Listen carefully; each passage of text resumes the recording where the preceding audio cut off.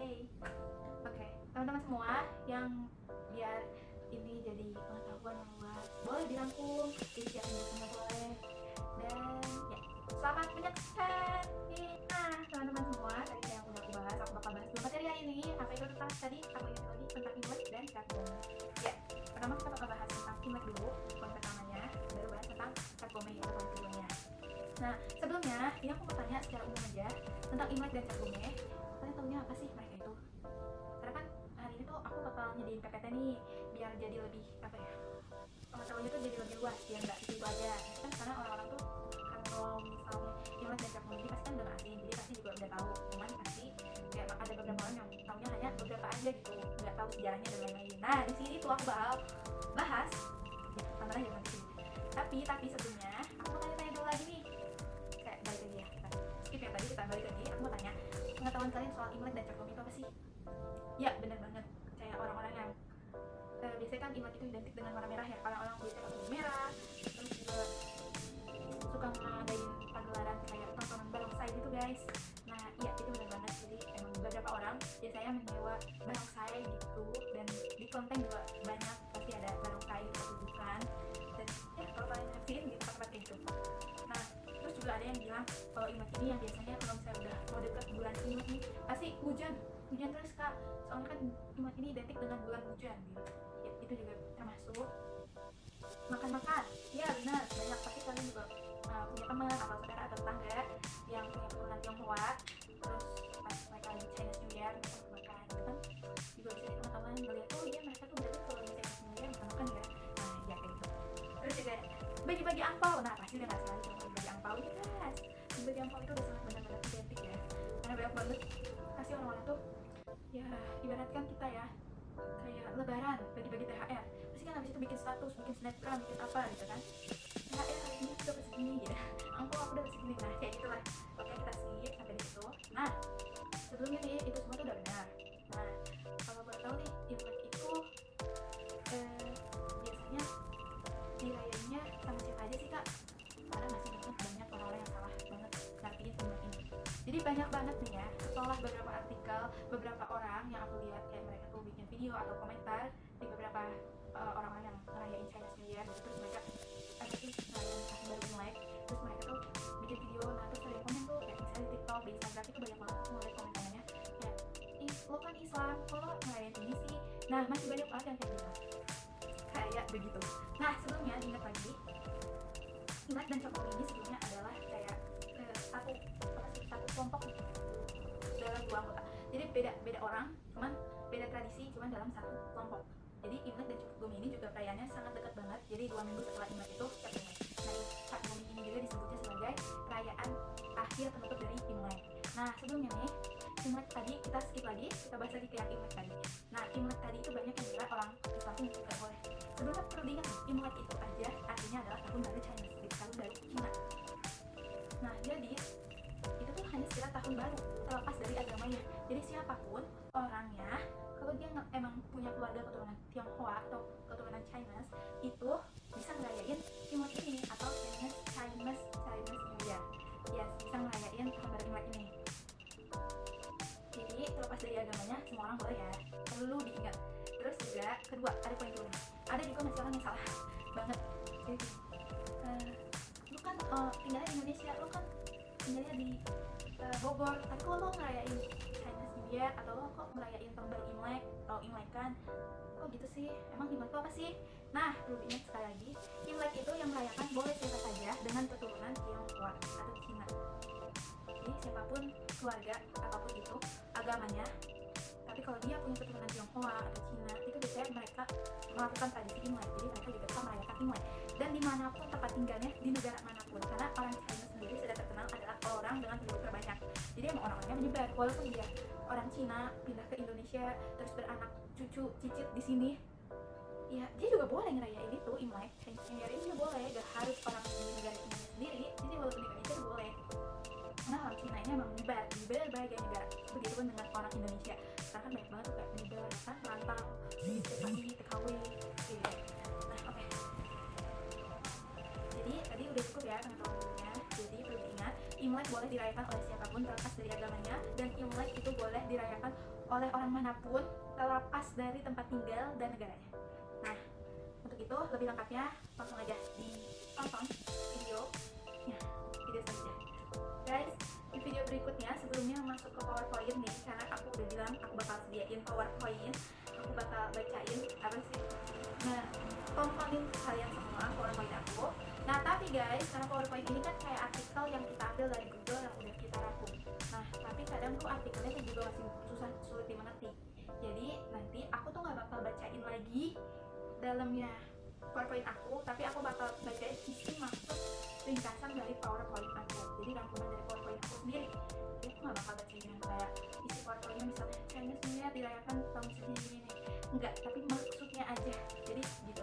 Jadi kalian yang mau tahu ya, kalau mau yang PowerPoint-nya ya boleh di skip dulu, dicatat, ditonton, kamu dilihat, kamu dibaca dulu, itu boleh. Nah, jadi perlu diingat, gak bakal dibaca lagi PowerPoint-nya, tapi aku bakal bacain atau ngomong maksudnya dari isi PowerPoint tersebut. Oke? Nah, selamat menyaksikan. Lama-lama lagi, ayo langsung kita bahas. Ya, tahun baru Cina atau biasa dikenal sama orang Indonesia tahun baru Imlek itu dirayakan setiap tahun oleh masyarakat dengan keturunan Chinese atau Tionghoa di dunia ini ya, semua. Jadi merata, termasuk orang-orang keturunan Tionghoa yang ada di Indonesia, begitu. Orang Cina memiliki hari perayaan besar yang terbagi menurut musim. Tahun baru Cina lantas menjadi momen perayaan terbesar sepanjang tahun. Festival ini juga dikenal sebagai perayaan musim semi. Bulan pertama dalam kalender Imlek adalah awal musim semi dan tahun baru. Festival ini menjadi yang terpenting dan umumnya berlangsung selama 15 hari atau 2 minggu lewat sehari. Ada daerah yang bahkan merayakannya sampai 1 bulan. Pemerintah Cina sendiri menetapkan momen tahun baru Cina ini sebagai hari libur nasional selama 1 pekan penuh. Jangan salah, meskipun merayakan tahun baru Cina, masyarakat Cina di negara asli tetap merayakan tahun baru sesuai kalender Gregorian yang tepat jatuhnya itu tanggal 1 Januari tahun 2021. Jadi mereka juga tetap ngerayain tahun baru yang kayak kita, yang kayak dari 2020 ke 2021 kayak gitu guys. Jadi mereka juga tetap rayain. Jangan salah, jadi mereka tuh nggak cuma ngerayain tahun baru Imlek aja, tapi mereka juga tetap ngerayain tahun baru yang kayak kita. Nah, di Cina sendiri tahun baru Cina disebut dengan Yuanjie, yang sedangkan masyarakat Indonesia dengan keturunan Chinese menyebutnya dengan Shencha atau Imlek, yang berarti tahun baru dari bahasa Hokkien. Nah, sekarang udah tahu kan, jadi tahun baru Cina itu dirayainnya kayak gimana di Cina. Nah, itu tadi penjelasan mendasar. Nah, itu tadi penjelasannya secara mendasar, maksudnya penjelasan bisa dibilang definisi lah ya. Nah, pasti dari tadi tuh pas simak udah penasaran dong sama sejarahnya kayak gimana sih Imlek itu bisa ada. Nah, simak terus videonya, oke? Gak lama lagi, langsung masuk sejarahnya aja. Kalian bisa baca di sini. Ini udah aku ringkas di PPT-nya, tapi aku kayak aku bilang juga, aku gak bakal jelasin dari PPT-nya, tapi aku akan jelasin maksudnya, penjelasan lengkapnya, tapi udah dalam maksud gitu. Gimana sih? Ya pokoknya langsung. Nah, guys, nih kita langsung aja nih ya ke sejarahnya. Jadi guys, ternyata nih Imlek ini tuh sudah tercatat dilakukan sejak 1600 sampai 1100 sebelum Masehi. Kala itu dinasti Shang memiliki tradisi untuk menyembelih hewan ternak dan budak untuk persembahan dewa, dewi maupun arwah leluhur.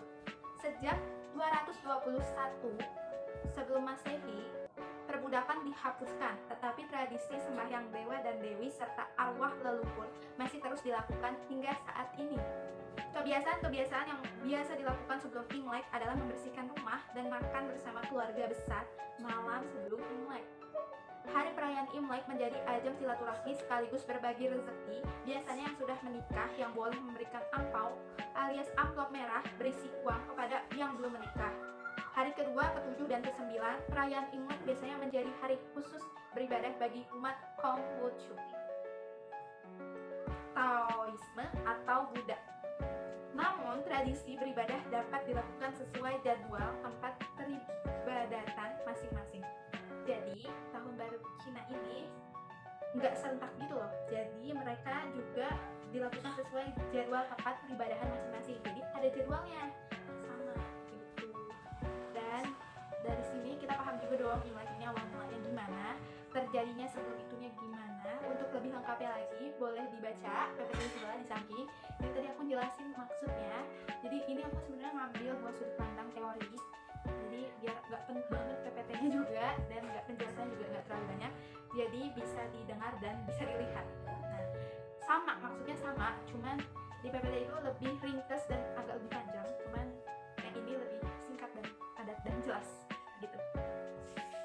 Nah guys, jadi tadi Imlek itu sudah jelas ya. Nah sekarang kita masuk ke materi yang baru seperti yang aku sudah sebut tadi di awal, yaitu kita akan menjelaskan juga mengenai Cap Gome. Ya betul banget, Cap Gome. Kalau yang kita tahu Cap Gome ini apa sih? Perayaan dari akhir Imlek atau tahun baru Cina. Nah Cap Gome ini itu diadakan biasanya 2 minggu atau 15 hari setelah hari raya Imlek. Bisa dibilang sebagai upacara penutupan ya. Nah kalian bisa lihat ini di PPT samping ini, kalian bisa baca. Nah di situ itu ada yang dimaksud dengan perayaan Cap Gome. Ya, Cap Gome adalah akhir dari rangkaian perayaan tahun baru Imlek yang dilakukan tiap tanggal 15 pada bulan pertama penanggalan Tionghoa. Perayaan diawali dengan berdoa di wihara, kemudian dilanjutkan dengan iringan kenong dan simbal serta pertunjukan barongsai dan pertunjukan tradisional Tionghoa. Ya, kayak udah jelas ya. Jadi ini tuh adalah akhir dari tahun baru Cina Imlek. Jadi bukan akhir perayaannya. Nah, kayak yang udah kita tahu tadi, oke. Jadi udah ngerti dong sekarang Cap Gome ini apa?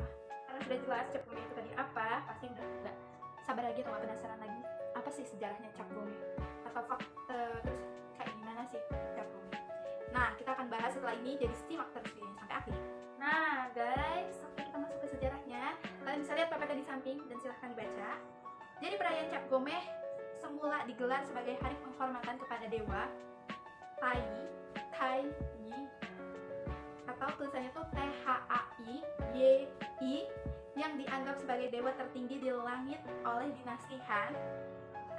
Itu dimulai itu 206 sebelum Masehi sampai 221 Masehi. Nah, sebagai itu perayaan itu pun hanya dilakukan secara tertutup hanya untuk kalangan istana dan belum dikenal secara umum oleh masyarakat Cina.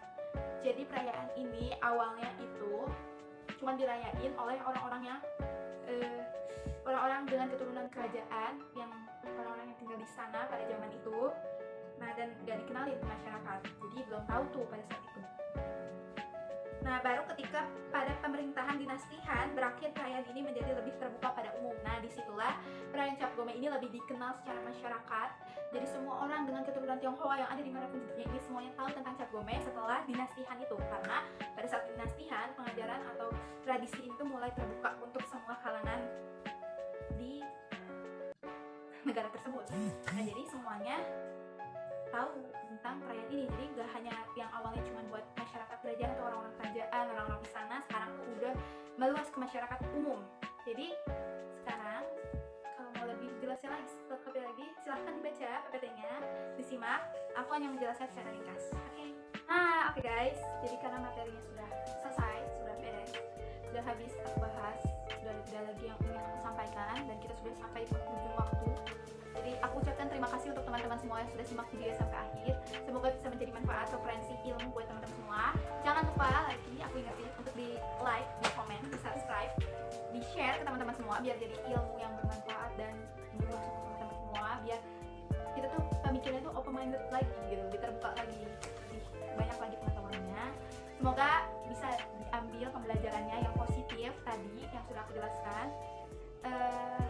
Maaf kurang lebihnya, terus juga maaf kalau kata-kata aku masih ada yang salah pengucapannya, terus ada yang menyinggung, ada yang kurang efektif, kurang enak didengar, atau kurang sopan untuk teman-teman semua.